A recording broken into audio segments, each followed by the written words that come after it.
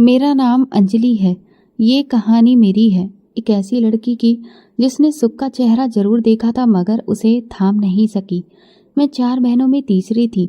मुझसे छोटी एक बहन और 2 भाई थे जो हम सबसे बड़े थे। घर में माँ थी जो अक्सर बीमार रहती थी और पापा, वो तो जैसे हमारे नसीब से ही निकल चुके थे। मेरे पापा ने किसी की जान ली थी और इसी जुर्म में जेल की सजा काट रहे थे। लोग उन्हें मुजरिम कहते थे लेकिन वो हम बच्चों के लिए आज भी बाप ही थे, चाहे लोहे की सलाखों के पीछे हो या बाहर। दुनिया का चेहरा हमेशा परेशान ही नजर आता था। सुबह उठकर माँ प्रार्थना करती कि उनके बच्चों के लिए कोई अच्छा रिश्ता आ जाए, लेकिन जिस घर का बाप मुजरिम हो वहाँ कोई अपनी बेटी को बहू नहीं बनाना चाहता। भाई भी रिश्ते ढूंढने की कोशिश करते, लेकिन हर बार जब सच्चाई सामने आती तो दरवाजा बंद हो जाता। कुछ नहीं तो बात साफ कह दी जाती, हम अपनी बेटी किसी कातिल के घर नहीं देंगे। मेरे लिए ये शब्द किसी खंजर से कम नहीं थे, मगर मैं खामोश रहती। फिर एक दिन जिंदगी ने करवट ली। एक रिश्ता आया। माँ के दूर के रिश्तेदार ने बात करवाई थी। लड़के का नाम आदेश था। अमीर परिवार से ताल्लुक रखता था और कई सालों से लंदन में रहता था। जब मैंने सुना कि वो देश से बाहर रहता है तो दिल में एक उम्मीद की किरण जागी। शायद इस परदेश के बंदे को मेरे पिता के अतीत से कोई फर्क ना पड़े। जब आदेश की माँ ने मुझे पहली बार देखा तो उनकी आंखों में हैरानी और पसंदीदगी साफ झलक रही थी। वो बार बार मेरे चेहरे को देखती, कभी मेरी माँ की ओर देखती और फिर मुझे देखकर बोली, लड़की की शक्ल सूरत तो बहुत प्यारी है। हमारी बिरादरी में ऐसी खूबसूरती कम ही देखने को मिलती है। उस दिन किसी ने भी मेरे पापा के बारे में सवाल नहीं किया। न माँ ने कुछ कहा, न आदेश की माँ ने कुछ पूछा। शायद सच्चाई को छुपाने में सबका फायदा था। हम जानते थे कि एक बार रिश्ता हो जाए तो बाकी सवाल वक्त के साथ दब जाते हैं। आदेश इंडिया लौटा तो शादी में देर नहीं की गई। उनकी माँ कह रही थी, मेरा बेटा 10 साल बाद आया है, उसका दिल लगना चाहिए, उसका घर बसना चाहिए। जब मैंने पहली बार आदेश को देखा तो महसूस हुआ जैसे वक्त ने उनके चेहरे पर कुछ सवाल लिख दिए हों, मगर वो बहुत ही खुशमिजाज स्वभाव के थे। शादी जल्दबाजी में करवाई गई। मैं जानती थी कि अगर सच सामने आ जाता तो सब कुछ खत्म हो जाता। माँ बार बार मुझसे कहती थी, कुछ भी हो जाए जुबान से कभी भी सच बाहर मत निकलने देना, क्योंकि ये सच तुम्हारे नसीब को खा जाएगा। आदेश ने मुझसे कहा, अंजलि, मैं जल्दी वापस लंदन जाना चाहता हूँ, लेकिन तुमसे दूर जाना मुश्किल लग रहा है। मैंने कहा, आप जाएं, बस हमारी बातचीत का सिलसिला टूटने ना देना। उन्होंने वादा किया और वो वादा निभाया। वो हर साल इंडिया आते, कभी होली कभी दिवाली। हर बार मेरे लिए तोहफे, बच्चों के लिए सामान, सास के लिए जेवर, सब कुछ लेकर आते। बस उनके पास वक्त कम होता था, लेकिन उनकी कुछ दिन की मौजूदगी ही घर को रोशन कर देती थी। उनकी वापसी के बाद मैं घर के कामों में फिर व्यस्त हो जाती।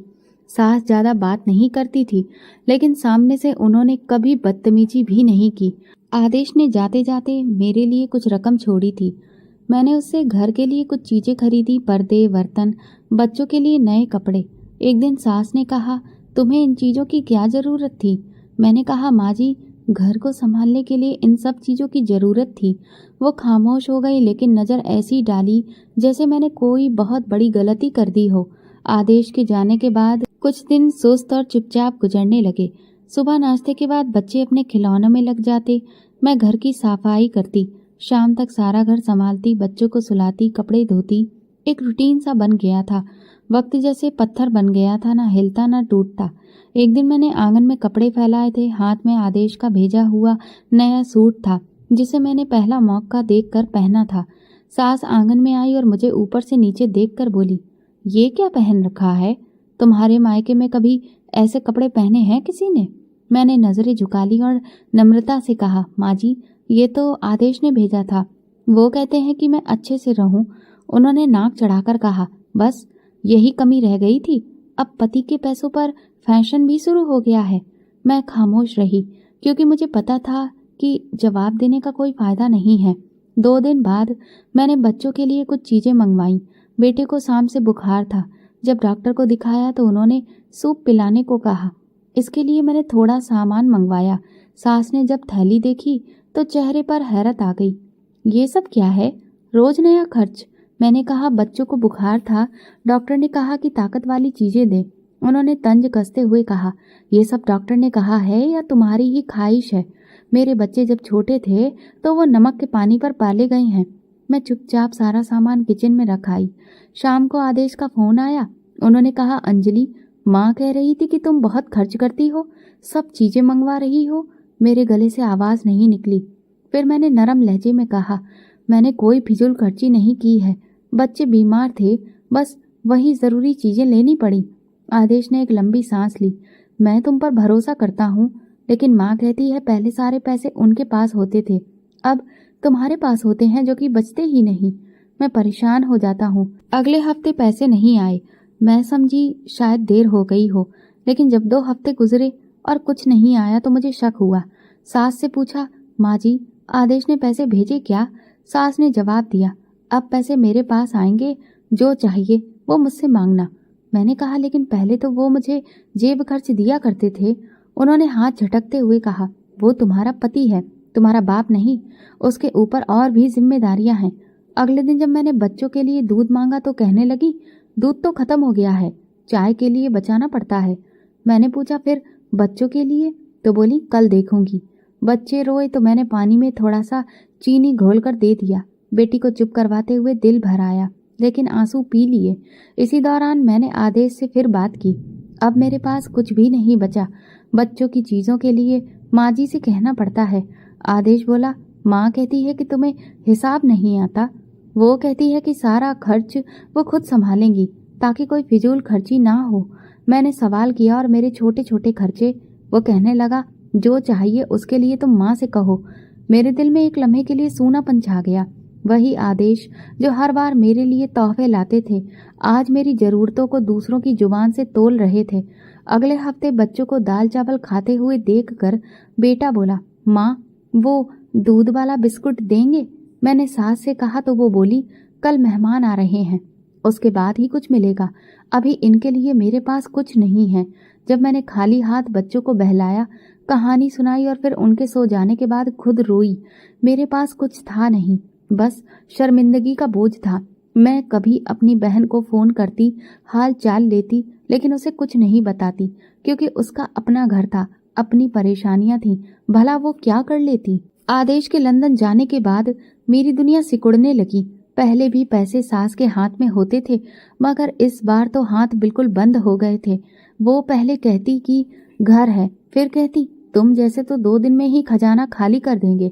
घर में आदेश का जिक्र भी कम होता जा रहा था। जब मैं उससे बात करने को कहती तो सास बोलती, वो काम में व्यस्त है, तुम्हें उससे रोज रोज बात करने की क्या जरूरत है? पति बाहर कमाता है और औरतें घर संभालती हैं। मैं कोशिश करती कि किसी को शिकायत का मौका ना मिले।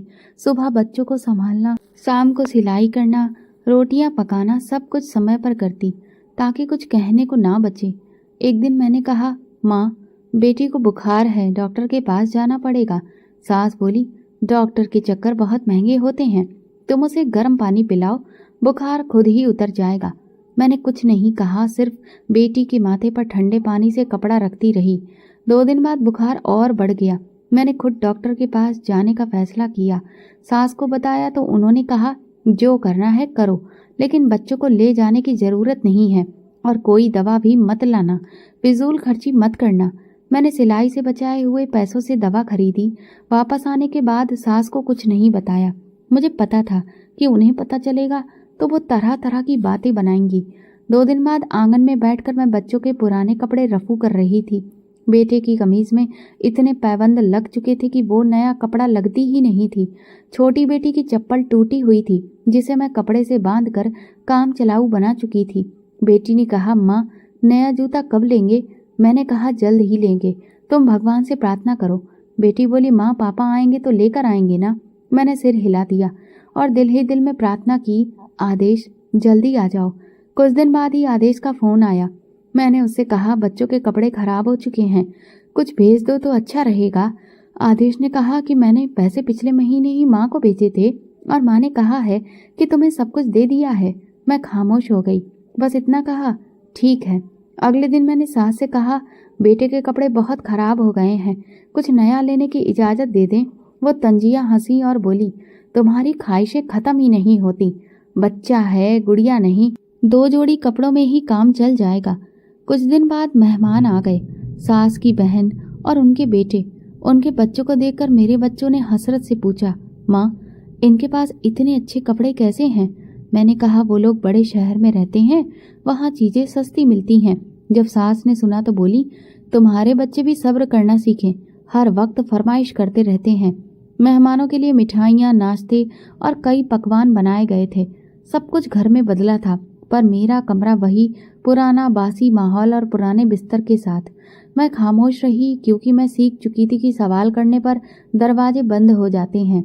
एक शाम बेटा भागते हुए आया, माँ, दादी ने अच्छा खाना बनाया है, क्या मुझे मिलेगा? मैंने कहा, माँ जी से पूछ लेते हैं। उसने भागकर पूछा। सास ने कहा, ये बड़ों के लिए है, बच्चों के लिए दाल बनाई गई है। बेटा नाराज हो गया। मैंने दाल गरम की और कढ़ाई पनीर की खुशबू छुपाने की कोशिश की। अगले दिन आदेश का वीडियो कॉल आया। मैं मुस्कुराकर बोली, कैसे हो?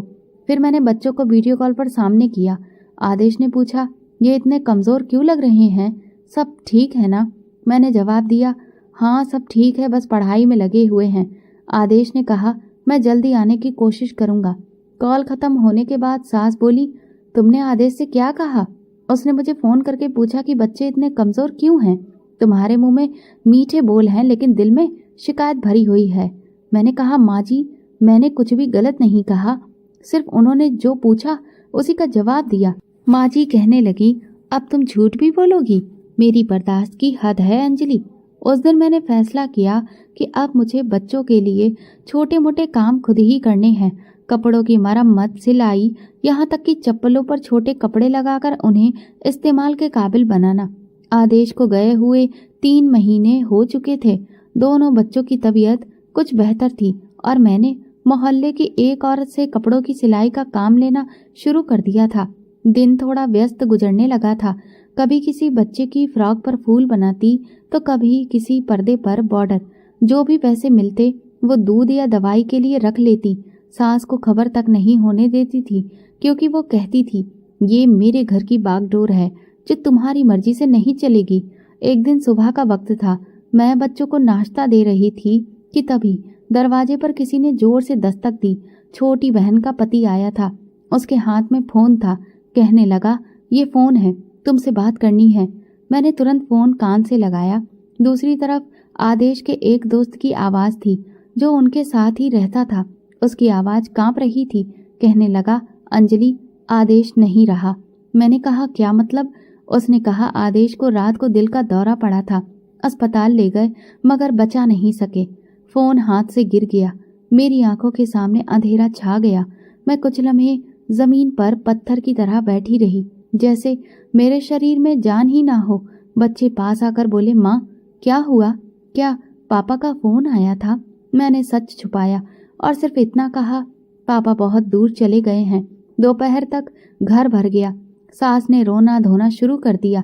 मोहल्ले की औरतें आईं जो सब कुछ संभालने लगीं।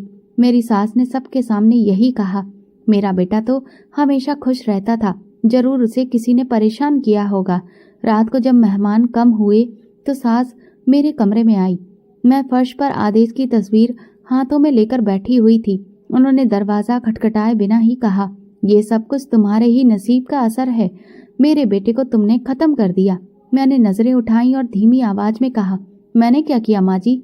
वो बोली, वो खुद फ़ोन पर यही कहते थे कि वो ठीक है। मैंने कहा, अगर वो ठीक होता तो आप कहती कि मैंने उसे परेशान नहीं किया। सास बोली, हर वक्त बस फरमाइशें करती हो, हर वक्त रोना धोना। इसी दबाव ने उसे लील लिया।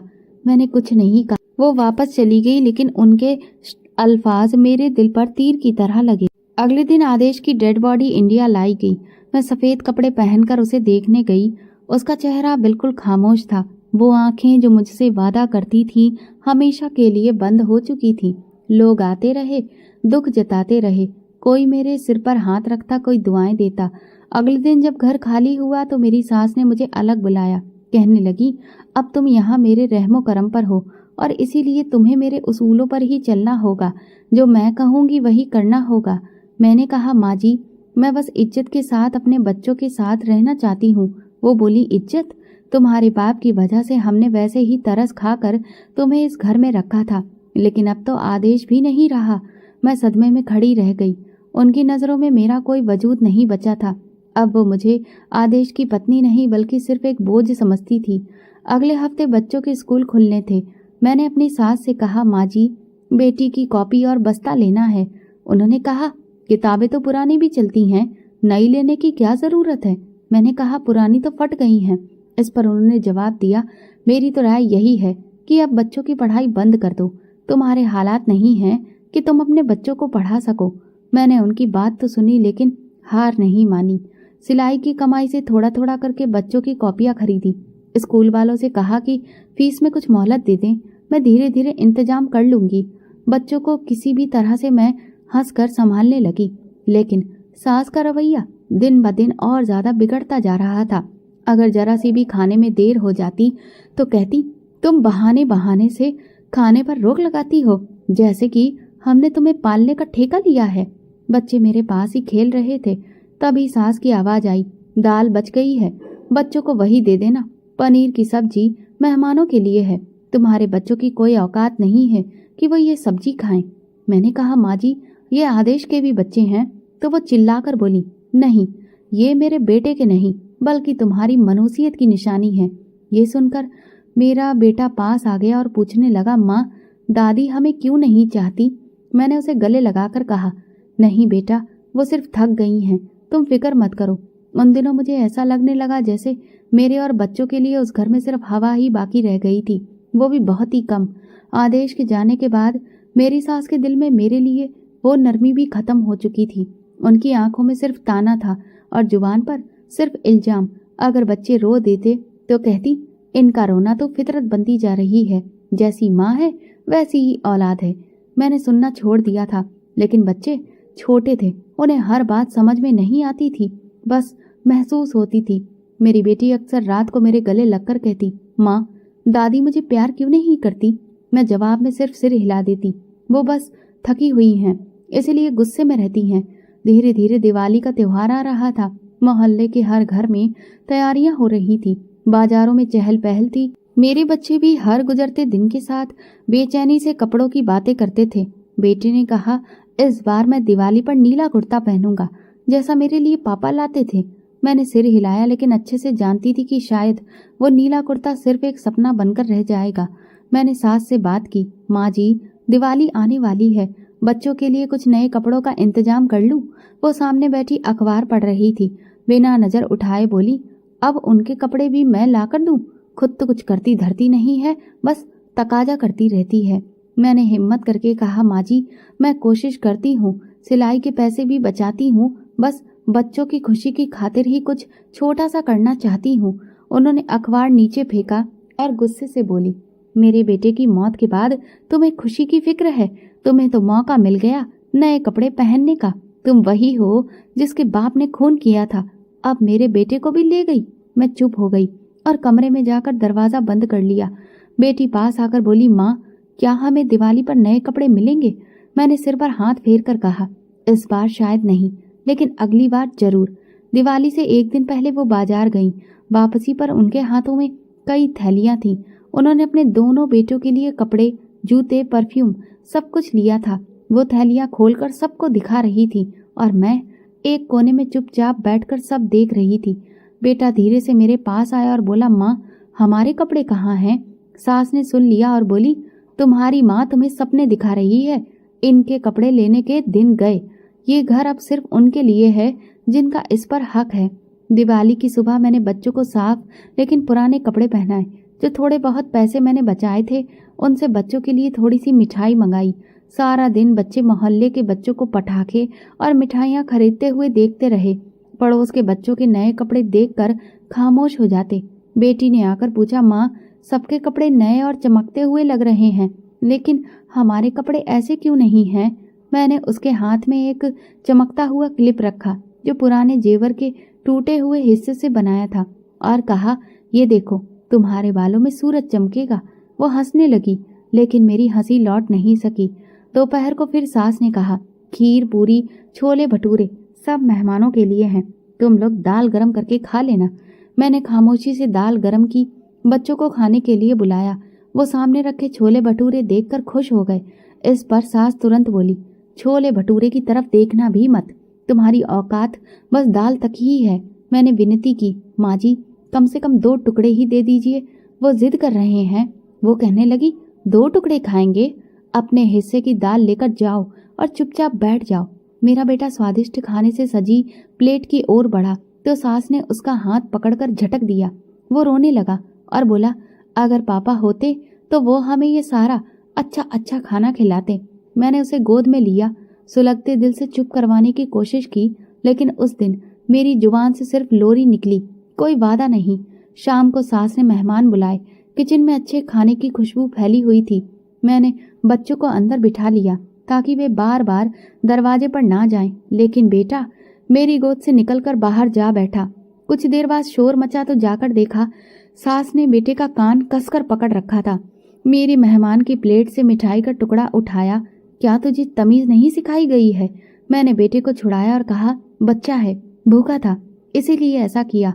उन्होंने कहा, भूख सिखाती है या चोरी?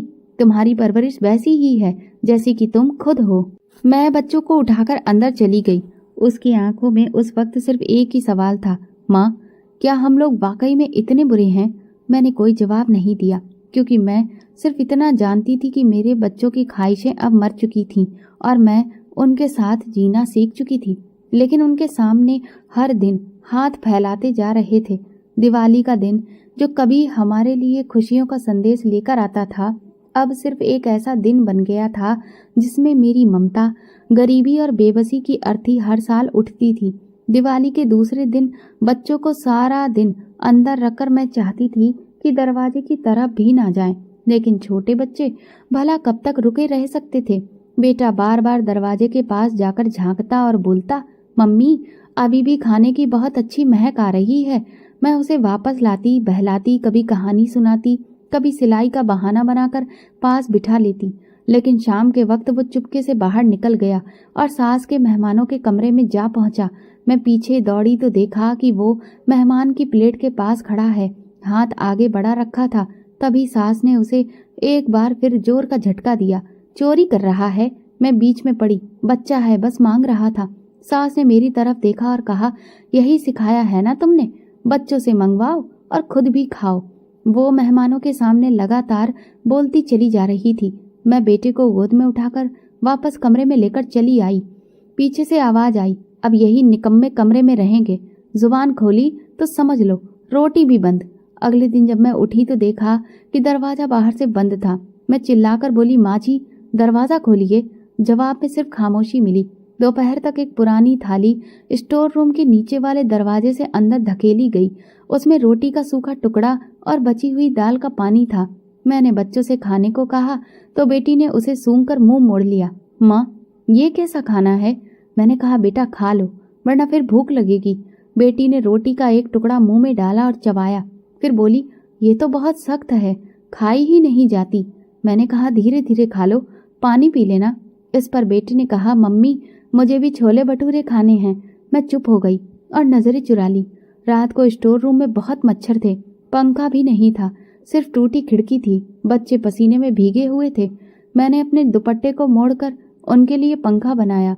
छोटा बेटा रोते हुए कहने लगा, मम्मी हम लोग कमरे में कब जाएंगे? मैंने कहा, जल्दी ही जाएंगे बेटा, बस दादी का गुस्सा ठंडा हो जाए। वो कहने लगे, पापा होते तो हमारे साथ ऐसा कभी नहीं होता।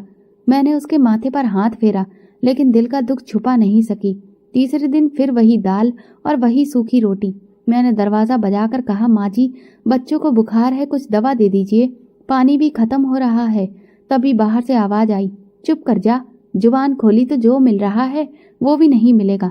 दिन में बाहर से ठहाकों की आवाजें आ रही थी, मेहमानों के आने जाने की आवाजें और अच्छे अच्छे पकवानों की खुशबू भी आ रही थी।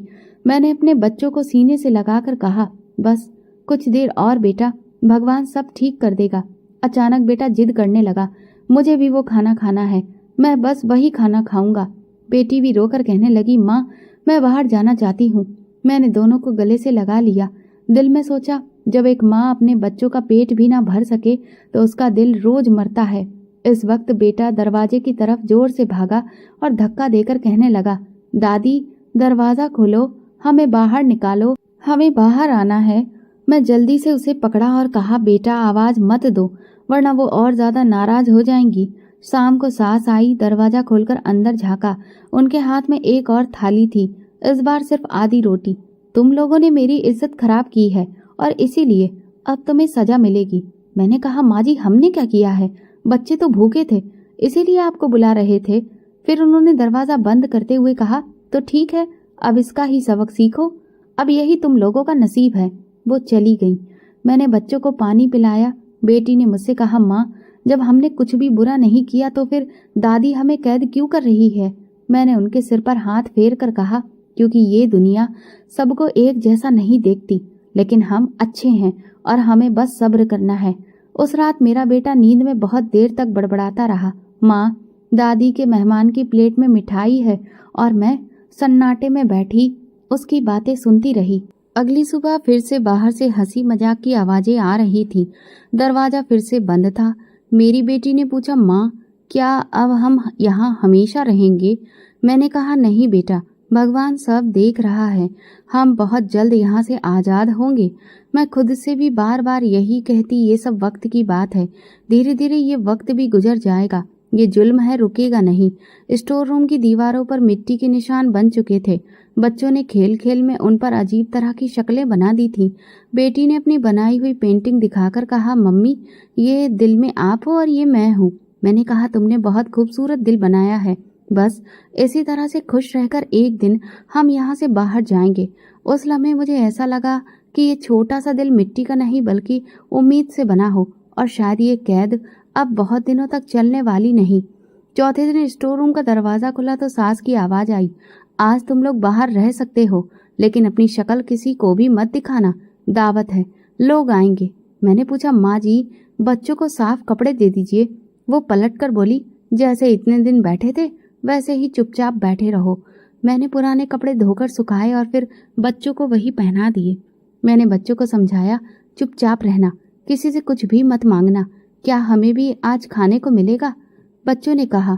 मैंने नज़र चुराकर कहा, देखते हैं बेटा, लेकिन फिलहाल तुम लोग मेरे साथ ही रहो। दोपहर तक पूरा घर भर गया। मोहल्ले वाले, रिश्तेदार सब लोग आ गए। किचन में तरह तरह की सब्जियां बन रही थी, रोटियां लगाई जा रही थी और आंगन में बैठक लगाई गई थी। सास भी मेहमानों को देख रही थी। उनके छोटे बेटे आस पास खड़े होकर हिदायतें दे रहे थे। मैं खुद को कोने में समेट कर बच्चों को अपने पास बिठा लिया। बेटा बार बार सब्जी की खुशबू सूंघकर मेरी तरफ देखता, लेकिन फिर कुछ भी नहीं कहता। बेटी नींद से आंखें मसल रही थी। जब खाना लगने लगा तो सास ने अपनी बहू से कहा, उनके लिए अलग रखना, ये न हो कि मेहमान नाराज हो जाएं। मैंने किसी से कुछ भी नहीं कहा, बस बच्चों को एक तरफ आंगन में बिठाकर खुद मेहमानों के जूते सीधे करने लगी। मेहमान खाने में व्यस्त थे कि तभी अचानक शोर हुआ। मैंने पलटकर देखा, मेरा बेटा मेहमानों के खाने के करीब पहुंच गया था और थोड़ा खाने की कोशिश कर रहा था। तभी मेरी सास ने उसे एक थप्पड़ लगा दिया और बोली, बदतमीज कहीं का, इसे किसी ने तमीज नहीं सिखाई। फिर अचानक उसकी बाह जोर से झटक कर उसे धक्का दिया। अब मैं इसे तमीज सिखाऊंगी। मैं भागते हुए पहुंची और उनसे कहा, माँ जी इसे छोड़ दीजिए, बच्चा है, कुछ भी नहीं समझता। वो जोर से चिल्लाई, अगर बच्चा है तो तुम इसे देख क्यों नहीं रही, यही सिखाया है तुमने, खुद भी मांगती हो और बच्चों को भी भिखारी बना दिया है। मेहमान खामोश हो गए। कुछ ने नजरें झुका ली और कुछ ने हमदर्दी दिखाई, मगर किसी ने भी सास को नहीं रोका। मैं आंगन में खड़ी होकर सबके सामने बोली, माँ जी अगर गैरत मर गई है तो इंसान बाकी नहीं रहेगा। वो बच्चा कितने दिन से बस खाने की खुशबू से ही जी रहा है। सास मेरी तरफ बढ़कर बोली, जुबान चलाने लगी हो, अब तुम्हें सबक सिखाना ही पड़ेगा। तभी एक मर्दाना आवाज आई, बस करिए भाभी। मैंने पीछे देखा तो आदेश के चाचा खड़े थे, वही जिनके सामने मेरे बेटे ने प्लेट से मिठाई उठाई थी। वो आगे बढ़े और बोले, ये हरकत एक बच्चे ने की थी, उसे भूख लगी थी, आपने उसकी माँ की बेइज्जती की है, जो सब कुछ सहकर भी खामोश रही। सास ने नाराजगी से कहा, ये मेरा घर है, मैं जैसे चाहूँ सिखाऊं। वो आगे बढ़कर मेरे बेटे को थपथपाते हुए बोले, ये बच्चा है, चोर नहीं। आपके अपने बेटों ने बचपन में क्या नहीं किया। लेकिन तब कोई कुछ नहीं बोला। मैंने सास की तरफ देखा, वो खामोश थी, मगर उनके चेहरे पर गुस्सा साफ दिखाई दे रहा था। दावत खत्म हुई, मेहमान चले गए। मैंने बेटे को पानी पिलाया और चुपके से अंदर ले गई। रात को सास आई और धमकी दी, तूने मुझे सबके सामने शर्मिंदा किया, अब तुझे सबक सिखाना बाकी है। मैंने धीरे से कहा, माँ जी, शर्मिंदा तो वो होता है जो दूसरों के बच्चों को भूखा रखे। आपने तो अपना दिल बहुत बड़ा कर लिया है। उन्होंने हाथ उठाया, लेकिन फिर कुछ सोचकर रुक गई और वापस चली गई। अगली सुबह आदेश के चाचा दोबारा आए। बोले, बेटी, मैं तुम्हारी हालत देख चुका हूँ, अब और ज्यादा चुप नहीं रह सकता। मैंने नजरें झुका ली और कहा, चाचा, मैं बस अपने बच्चों के सिर पर छत चाहती हूँ, किसी पर बोझ नहीं बनना चाहती। वो बोले, बोझ तो बे होते हैं जो हक जताते हैं, जबकि तुम्हारा हक तुमसे छीना जा रहा है। मैं तुम्हारे साथ हूँ। मैंने उनकी आंखों में पहली बार अपनापन देखा। वो कहने लगे, मैं कल शाम फिर आऊंगा, इसीलिए तैयार रहना, अब चुप नहीं रहना होगा। मैंने सिर हिलाया और दिल में इरादा किया कि अब चुप नहीं रहूंगी, अब फैसला होगा, क्योंकि बात मेरे बच्चों के भविष्य की थी। चाचा के जाने के बाद घर में सन्नाटा था, लेकिन सास का चेहरा और भी ज्यादा तनाव में दिख रहा था। उन्होंने रात का खाना खामोशी से खाया, ना मुझसे कोई बात की, ना बच्चों से। मैंने दिल ही दिल में महसूस किया कि कोई तूफान आने वाला है। अगले दिन सुबह नाश्ते के वक्त मैंने उनसे पूछा, माँ जी, बच्चों के लिए दूध लेना है, थोड़ा पैसा दे दीजिए। उन्होंने मेरी तरफ देखा और बोली, यहाँ पर मांगने का सिलसिला बंद कर दो, तुम्हें पालने का बोझ मैं कब तक उठाऊं। मैंने नरमी से कहा, माँ जी, ये आदेश के बच्चे हैं, उनका हक है यहाँ पर। उन्होंने मेरा हाथ झटकते हुए कहा, बस करो, आदेश का नाम मत लिया करो, वो तुम्हारा पति था, मेरा बेटा नहीं। तुम्हें तो पहले ही तरस खाकर रखा हुआ था। ये पहली बार था जब उन्होंने खुलकर बताया कि आदेश उनका सगा बेटा नहीं था। मेरे लिए ये बात बहुत ज्यादा हैरान करने वाली थी। मैंने उनसे पूछा, क्या मतलब, क्या आदेश आपका बेटा नहीं था? उन्होंने पलटकर कहा, नहीं, वो मेरे पति की पहली पत्नी का बेटा था। मैंने बस अपने बच्चों का हक बचाने के लिए ही तुम्हें बर्दाश्त किया, लेकिन अब वक्त आ गया है कि तुम इस घर से चली जाओ। मैं तो सदमे में खड़ी रह गई। बेटी मेरी साड़ी का पल्लू खींच रही थी, कहने लगी, रोटी मिलेगी आज? मैंने सास से फिर गुजारिश की, माँ जी, कहाँ जाऊंगी मैं, कोई सहारा नहीं है, मायके की हालत तो आप जानती हैं, भाई मुझे नहीं रखेंगे। उन्होंने दरवाजा खोलते हुए कहा, वो तुम्हारी मुसीबत है, अब ये घर तुम्हारे लिए नहीं है। मैं बच्चों को जूते पहनाए, खुद को एक साड़ी से ढका और बाहर आ गई। साथ में दरवाजा बंद कर लिया गया। बेटे ने पूछा, माँ, हम लोग कहाँ जा रहे हैं? मैंने कहा, पहले चलो थोड़ी देर किसी पेड़ की छांव में बैठते हैं, फिर सोचते हैं। मैं कोने में आकर बैठ गई। धूप तेज थी और जमीन गर्म। बेटी बार बार उठकर सड़क की तरफ देखती। मम्मी, क्या पापा हमें लेने आएंगे?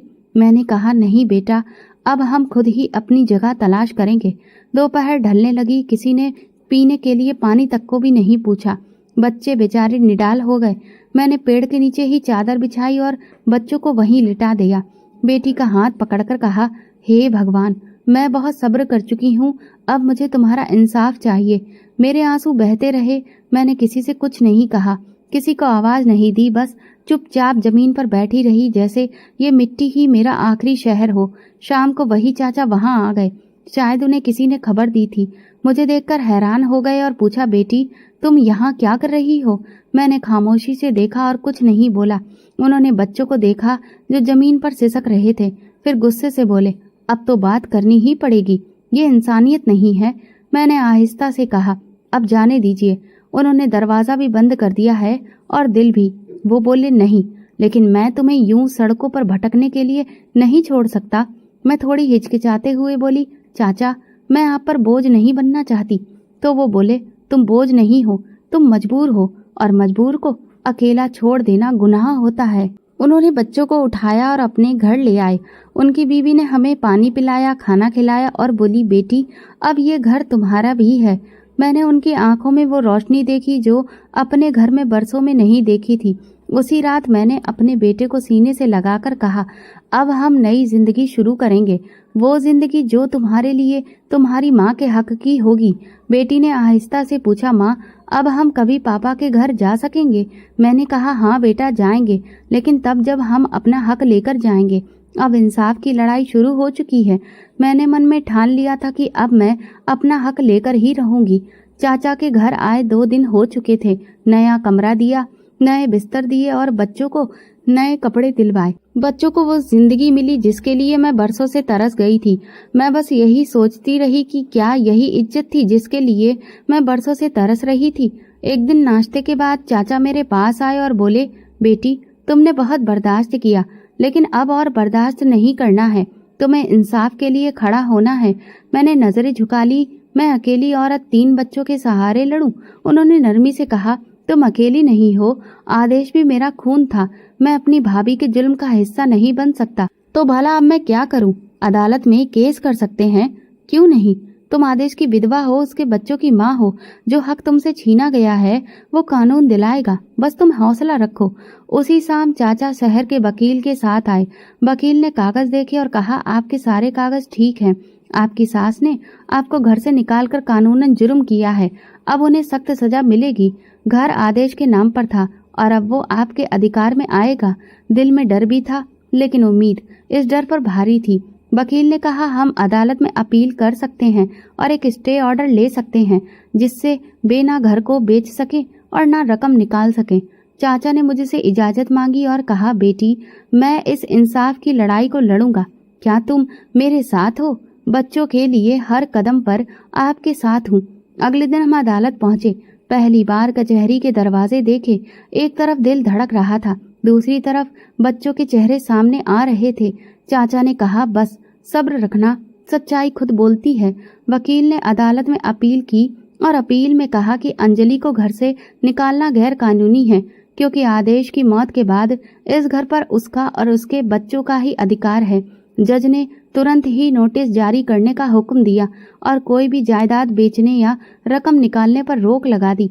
जब हम लोग अदालत से निकले तो चाचा ने कहा, बेटी पहला कदम पूरा हो गया है, सब कुछ बदल चुका है। चंद दिन खामोशी से गुजरे, कानूनी तौर पर सब कुछ बदल चुका था। सास को खबर मिल चुकी थी कि उनके खिलाफ केस हो चुका है। उनके बेटे शहर में दौड़ धूप कर रहे थे, फोन कॉल्स कर रहे थे, लेकिन कोई उन्हें बचा नहीं पा रहा था। चाचा ने एक दिन कहा, बेटी तुमने जिंदगी की सबसे बड़ी जंग शुरू की है, अब पीछे नहीं हटना। मैंने कहा, मुझे कुछ नहीं चाहिए, सिर्फ मेरे बच्चों का हक चाहिए। अदालत में दूसरे दिन पेशी के सास दिखाई दी। उनके चेहरे पर अभी भी वही गुरूर था। जज ने उनसे सवाल किया तो वो बोली, ये औरत झूठ बोल रही है, हमने इसे कभी नहीं निकाला, ये खुद घर छोड़कर गई है। वकील ने सारे वे सबूत दिखाए जो हमने जमा किए थे, मेरे इलाज के कागजात, बच्चों की हालत, मोहल्ले वालों के बयान।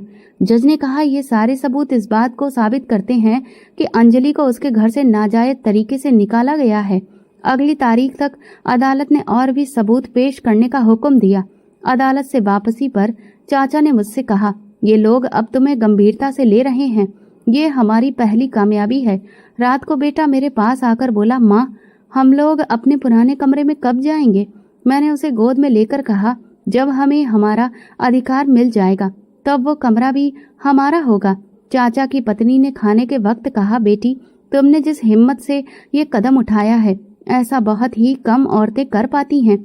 मैंने उनका शुक्रिया अदा किया और मन में सोचा कि ये हमदर्दी मेरे लिए बहुत बड़ी है, क्योंकि अब मेरा साथ देने वाला कोई है। रात को वकील ने हमें बताया कि अदालत जल्दी ही फैसला सुना सकती है, इसीलिए अपनी तैयारी पूरी रखें।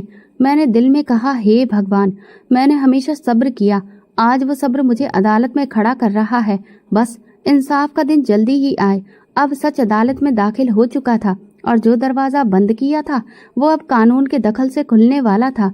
अदालत की आखिरी तारीख पर मैं सफेद रंग का सलवार सूट पहनी थी, जो मुझे चाचा की पत्नी ने दिया था। बेटे ने मेरे दुपट्टे का कोना पकड़कर कहा, माँ क्या आज हम लोग जीत जाएंगे? मैंने उससे कहा, बस तुम प्रार्थना करो, सच की कभी हार नहीं होती। अदालत में चारों तरफ सब चुपचाप बैठे हुए थे। सास के दोनों बेटे उनके साथ आए हुए थे, लेकिन इस बार उनके चेहरों पर पहले जैसा गुरूर नहीं था, बल्कि बेचैनी और शर्मिंदगी थी। जज साहब ने सारी सुनवाई के बाद फैसला सुनाना शुरू किया। उन्होंने कहा, सारे सबूत और बयानों को मद्देनजर रखते हुए ये साबित हो गया है कि अंजलि को उसके पति के देहांत के बाद गलत तरीके से उसके अधिकार से बेदखल किया गया। क्योंकि मरने वाले ने अपनी कोई भी वसीयत नहीं छोड़ी थी, इसीलिए कानून अब इस जायदाद पर स्वर्गीय आदेश की पत्नी और उसके बच्चों का ही पूरा अधिकार है और यही अदालत का अंतिम फैसला है। इस फैसले को कानून द्वारा पूरा किया जाए, ऐसा अदालत हुक्म देती है। ये सुनते ही चाचा ने मेरा कंधा थपथपाया। बेटी, तुमने अपना अधिकार ले लिया। ये सुनते ही मेरे हाथ अपने आप भगवान का शुक्रिया अदा करने लगे। सास के बेटों ने अदालत से निकलते हुए एक बार भी मेरी तरफ नहीं देखा। सास कुछ बोल भी नहीं रही थी, जैसे कि जुबान ही बंद हो चुकी हो। हम जब घर पहुंचे तो चाचा की पत्नी ने बच्चों के लिए मिठाई निकाली। मेरे बेटे ने कहा, माँ, क्या अब हम लोग अपने घर जा सकते हैं? मैंने कहा, हाँ बेटा, वो घर अब सिर्फ एक याद नहीं बल्कि हकीकत है। 2 दिन बाद चाचा को खबर मिली कि सास को पैरालिसिस का अटैक पड़ा है। वो अस्पताल में एडमिट थी, लेकिन दोनों बेटे व्यस्त होने का बहाना बनाकर नजर नहीं आ रहे थे। मोहल्ले वालों ने बताया कि वो चारपाई पर अकेली पड़ी है और बहुएं उनके करीब भी नहीं जा रही हैं। चाचा ने कहा कि ये बहुत ही मुश्किल वक्त है, लेकिन अगर तुम चाहो तो उन्हें देखने जा सकती हो। मैंने कहा, हाँ, मैं जाऊंगी, लेकिन हिसाब चुकाने नहीं बल्कि सिर्फ इंसानियत निभाने। हम अस्पताल पहुंचे तो वो चारपाई पर लेटी थी। उनकी आंखों में हैरत थी। जब उन्होंने मुझे देखा तो उनकी आंखों से आंसू निकल आए। जुबान नहीं हिल रही थी, सिर्फ उन्होंने आंखों से इशारा किया। मैंने पानी का गिलास भरकर उनके मुंह से लगाया, थोड़ा थोड़ा पानी पिलाया। वो हाथ उठाने की कोशिश कर रही थी, शायद माफी मांगना चाहती थी। मैंने कहा, माँ जी, मैं वही अंजलि हूँ जिसे आपने मनोज कहा, भिखारी कहा, लेकिन आज मैं वही बेटी हूँ जो आपको पानी देने आई है। उनके आंसू और तेजी से बहने लगे। मैंने उनके माथे पर हाथ रखा और कहा, मैं आपको माफ करती हूँ। चाचा ने कहा, तुम्हारा बहुत दिल दुखाया गया, लेकिन ये वही इज्जत है जिसके लिए तुमने लड़ाई लड़ी थी। वापसी पर मैंने अपने बच्चों से कहा, हम किसी के साथ जैसा करते हैं वही पलटकर हमारे पास वापस आता है, इसीलिए हमेशा अच्छा ही करना चाहिए, चाहे सामने वाला कितना ही बुरा क्यों ना हो। अगले दिन मुझे अदालत की तरफ से कागजात मिले। जायदाद की कार्रवाई शुरू हो चुकी थी। चाचा ने कहा, अब तुम्हारा और बच्चों का भविष्य सुरक्षित है। मैंने अदालत के दरवाजे को देखकर दिल में कहा, हे भगवान, तुम्हारा शुक्रिया कि तुमने सच्चाई का साथ दिया। उसी दिन चाचा ने बताया कि उनका छोटा बेटा नमन, जो कि दुबई से वापस आया है, वो मेरी सच्चाई और हिम्मत को देखकर बहुत खुश है और वो चाहता है कि मुझे और बच्चों को एक सुरक्षित भविष्य दे, और वो मुझसे शादी करना चाहता है। मैं हैरान हो गई। मैंने कहा, मैंने एक बार शादी की थी और अब बस मेरे अंतिम समय तक वही शादी मेरे साथ रहेगी। चाचा ने कहा, नमन सब कुछ जानता है और वो तुम्हें आदेश की पत्नी के तौर पर ही देखता है, लेकिन वो तुम्हारे बच्चों को अपनी औलाद बनाने के लिए तैयार है। ये तुम्हारे लिए नहीं, तुम्हारे बच्चों के लिए है। मैंने वक्त मांगा, 2 दिन सोचा, बच्चों से बात की। बेटी ने कहा, क्या अब हम उन्हें नए पापा कहेंगे? मैंने कहा, बेटा, अगर कोई तुम्हें प्यार दे, इज्जत दे, तो वो तुम्हारा अपना कहलाने के काबिल होता है। कुछ दिन बाद मैंने चाचा से कहा, अगर नमन वाकई में बच्चों को अपना नाम दे सकता है तो मैं तैयार हूँ। शादी सादगी से हुई। नमन ने मेरे बच्चों को गोद में लिया और कहा, अब तुम मेरे बेटे और बेटी हो। चाचा और चाची की आंखों में खुशी के आंसू थे। उन्होंने कहा, अब ये घर तुम्हारा है। मैंने कहा, कभी किसी ने मेरा हाथ पकड़कर मुझे घर से बाहर निकाला था, आज कोई मेरा हाथ पकड़कर मुझे एक नया घर दे रहा है। सास अभी भी चारपाई पर है और उनके बेटे अपनी दुनिया में व्यस्त हैं। वही औलादे हैं जिनके लिए उन्होंने मेरा अधिकार मारा था। मैं कई बार उनके पास चली जाती हूँ, उन्हें पानी देती हूँ और उन्हें दवा दे आती हूँ। वो आंखों से माफ़ी मांगती हैं और मैं खामोशी से उन्हें दे देती हूँ, क्योंकि मैं जान चुकी हूँ कि दिल बदले से नहीं बल्कि भलाई से जीता जाता है। अब वो जंग खत्म हो चुकी है। अब जंग जो है वो मेरे बच्चों की जिंदगी को बेहतर बनाने की है। अब ये मेरे अकेले की नहीं है। शादी के बाद मैंने पहली बार किसी घर में अपनी मर्जी से कदम रखा। चाचा के घर का आंगन वही था जहां मैं कुछ हफ्ते पहले मेहमान बनकर आई थी, लेकिन अब मैं उनकी बेटे की पत्नी थी। बदलाव सिर्फ नज़र में नहीं बल्कि माहौल में भी आया था। अब कोई नज़र नहीं चुराता था, कोई ताना नहीं देता था। कुछ ही दिनों में बच्चों ने नमन को पापा कहना शुरू कर दिया था। ना मैंने मजबूर किया, ना समझाया, बल्कि बच्चों ने खुद ही उस शख्स के प्यार को पहचान लिया था जो ना जाने कितने समय से उन्हें नहीं मिला था। नमन शाम को आता, बच्चों के साथ खेलता, स्कूल का होमवर्क करवाता, बेटी उसके लिए पानी लेकर आती, बेटा उसे अपने स्कूल की कहानी सुनाता। वो उनकी जिंदगी में ऐसे शामिल हो गया जैसे कि हमेशा से हिस्सा रहा हो। एक दिन बेटी ने कहा, नमन, पापा बहुत अच्छे हैं, जैसे कि मेरे पहले पापा थे। मैंने कहा, तुम्हारे पहले पापा तुम्हारे नसीब का सहारा थे, लेकिन दूसरे पापा तुम्हारे हालातों का सहारा हैं। नमन ने कभी भी मेरी खामोशी को सवाल नहीं बनाया, क्योंकि वो पहले से जानता था कि मैं एक जिंदगी पहले गुजार चुकी हूँ, एक रिश्ता पहले भी निभा चुकी हूँ और एक रिश्ता पहले टूट चुका है। उसने उस टूटे रिश्ते को इज्जत के साथ जोड़ने की कोशिश की। एक दिन उसने मुझसे कहा, अगर तुम चाहो तो पढ़ाई दोबारा शुरू कर सकती हो। मैंने हैरानी से उसे देखा। इन सब हालातों में पढ़ाई? उसने मुस्कुराकर कहा, जो औरत इतनी बड़ी जंग लड़ सकती है वो किताब से भी जीत सकती है। मैंने किताबें मंगवाई, बच्चों के साथ बैठकर पढ़ना शुरू किया। वही शब्द जो पहले धुंधले लगते थे अब साफ दिखाई देने लगे थे। चाचा जी मुझे बेटी कहने लगे। वो मुझे रिश्तेदारों के घर ले जाते, सबसे मेरी पहचान करवाते। ये हमारी बेटी है अंजलि।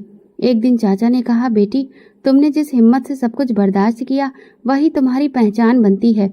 एक दिन मोहल्ले की एक औरत आई और उसने कहा, वो औरत जो पहले कभी हुक्म चलाती थी अब चुपचाप चारपाई पर पड़ी रहती है।